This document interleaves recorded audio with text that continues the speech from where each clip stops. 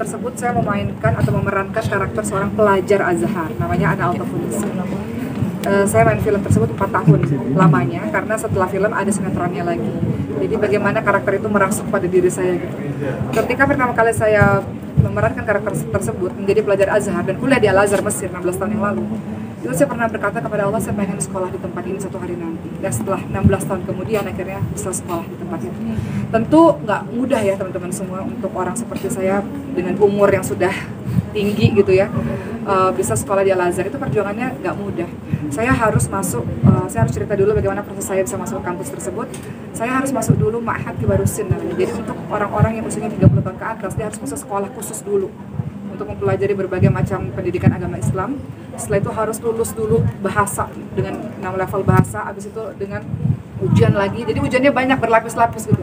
Ujian dan ujian persamaan, di mana di sana seluruh ya, pelajaran agama Islam dihadirkan di situ sampai akhirnya dinyatakan lulus. Jadi persiapan saya untuk bisa lolos ke Azhar Mesir itu butuh waktu 3 tahun ya teman-teman semua. Jadi bukan tiba-tiba langsung lulus di Azhar, itu enggak, butuh waktu yang cukup lama, persiapan ilmu, persiapan bahasa untuk bisa pada akhirnya ke sana, persiapan finansial, persiapan mental untuk akhirnya bisa ke sana. Kemudian di sana juga sebelum kami datang ke sana, memang sengaja dibuat pesantren tahfiz dulu di sana supaya saya nggak hidup seorang diri karena banyak kakak-kakaknya ada di sana. Kemudian untuk rumah, memang untuk rumah kami cukup memberikan perhatian besar kepada rumah karena beberapa teman sudah mengatakan pokoknya kalau kami ke Mesir, para jamaah umrah ke Mesir atau teman-teman lain ke Mesir, kita akan mampir ke rumahnya Oki. Jadi sama seperti rumah di Indonesia. Rumah di Indonesia kan tiap hari ada tamu terus gitu. Jadi kami persiapkan rumah di Mesir juga rumah yang akan siap untuk menerima tamu-tamu, dan rumahnya memang dipersiapkan untuk pengajian besar. Jadi karena di sana alhamdulillah masyaikhnya banyak, guru-gurunya banyak. Jadi insya Allah akan ada pengajian setiap hari di rumah dengan para syekh. Jadi rumah bukan hanya sekedar tempat tinggal, tapi rumah sebagai tempat belajar. Mbak Oki, nanti mungkin kalau sudah selesai pendidikan, terus anak-anak juga sudah selesai pendidikan, apakah tetap akan tinggal di Mesir atau balik ke Indonesia lagi?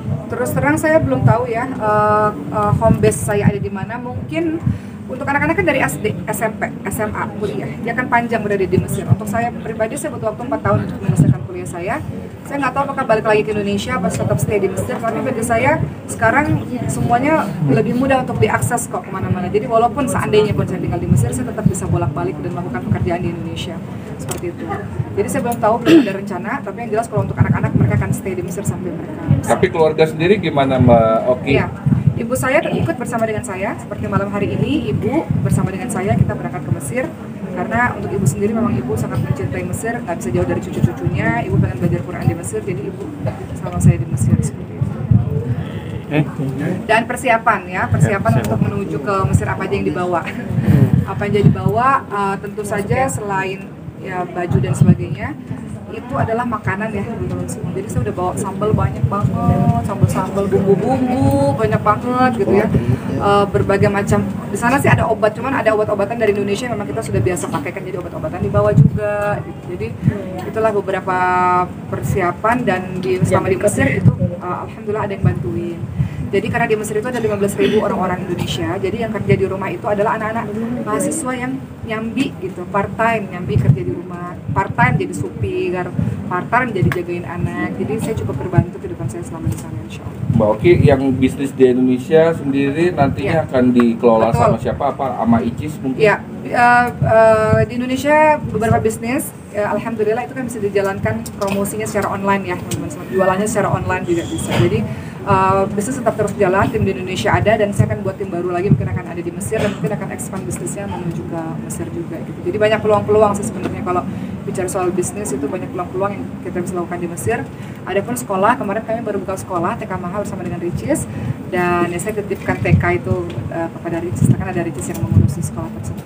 Kalau untuk pesantren, insya Allah bisa bolak-balik, bukan satu hal yang susah insya Allah. Mudah-mudahan kalau Allah berikan rezeki insya Allah. Untuk kewarganegaraan masih tetap akan Indonesia? Warga negara Indonesia dong, kan mencintai Indonesia. Tapi ya beberapa orang bilang oke nekat banget sih pergi ke Mesir gitu, karena bagi saya menuntut ilmu, ya namanya menuntut ilmu ya, mudah-mudahan dengan menuntut ilmu ya pasti ada pengorbanannya dalam menuntut ilmu ya teman-teman semua.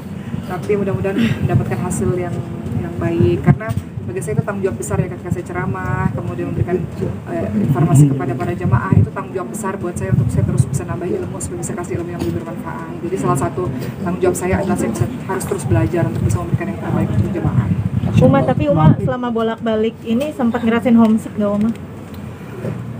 Saya nggak akan pernah homesick kalau anak-anak sama saya gitu. Kalau anak-anak nggak sama saya pasti homesick. Tapi saya pikir itu biasa ya. Saya kan dulu juga dari kampung ya, teman-teman semua. Saya dari kota Batam, kemudian datang ke Jakarta gitu ya. Akhirnya di Jakarta ya bisalah hidup di Jakarta. Nah sekarang balik lagi jadi anak kuliahan lagi di Mesir. Saya pikir itu proses kehidupan manusia, nggak ada masalah lah homesick ataupun apa ya, kangen rumah ataupun lonely dan sebagainya, itu hal yang biasa kalau kita di tanah rantau. Cuman saya nggak akan merasa begitu selama anak-anak bersama dengan saya. Jadi kita bagi tugas lah. Ketika di Mesir saya sama anak-anak 3 anak, bapaknya di Indonesia bersama 1 anak, nanti kita saling tukar satu sama lain atau saling berkunjung satu sama lain, Masya Allah. Jadi itu kan sementara ya, bukan selamanya ya. Sementara mungkin dalam beberapa bulan atau dalam setahun ini, supaya nanti akhirnya bisa kumpul lagi semuanya, Insya Allah. Tapi ada rencana mau boyong semua keluarga Icis, adik kalau yang lain Ricis mungkin? dan Cindy tentu mereka punya kehidupan sendiri.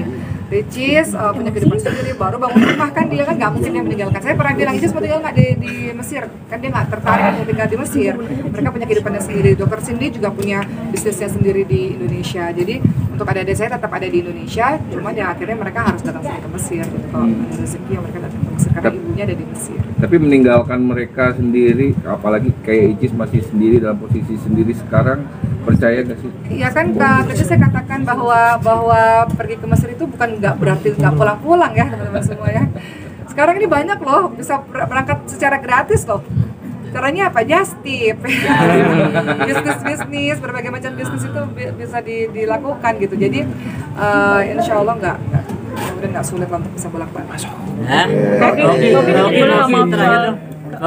Tujuan Ricis kemarin udah ada sharing belum sih tentang Ricis kemarin? Atau aku? Sempat mau ngelaporin nggak sih kan pihak Kata udah mau ngelaporin? Tapi tanggapan dari sharing keluarga nggak sih, soal Om? isu nikah Siri sama Atis? Karena itu nggak benar, jadi kita nggak pernah bahas juga gitu. Karena kita nganggap itu ya udahlah paling berita sehari 2 hari kelar gitu. Jadi karena sesuatu yang nggak benar jadi nggak pernah dibahas juga. Jadi ya kita udah sibuk dengan kita masing-masing. Jadi santai aja. Tapi udah ngelaporin nggak sih kalau kan? Atau udah ngelaporin tuh netizen yang kurang aja? Nah, Kak Ricis mau ngelaporin nggak sih sama akun yang fitnah gitu?